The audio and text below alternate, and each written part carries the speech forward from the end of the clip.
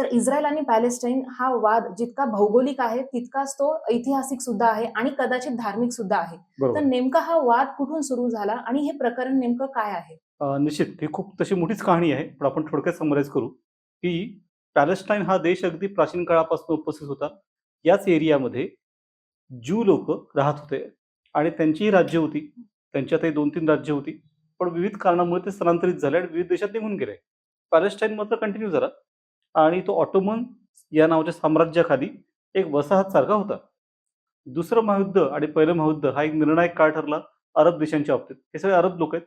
अरब संस्कृती इथे आहे आणि या भागामध्ये इंग्लंड आणि फ्रान्स यांनी आपलं प्रभुत्व निर्माण केलं. जेरुसलेम ताब्यामध्ये घेतलं आणि जेरुसलेमचं ख्रिश्चन धर्मामध्ये खूप महत्त्व आहे. कारण जीसस जो आहे तिथलाच होता. आणि त्या पहिल्या महायुद्धात ते ताब्यात घेणं हा एक निर्णायक टप्पा ठरला आणि ब्रिटन इथे येऊन बसलं. पण याच काळामध्ये ब्रिटनला कसली गरज होती? तर ज्यूंकडनं मिळणाऱ्या मदतीची गरज होती.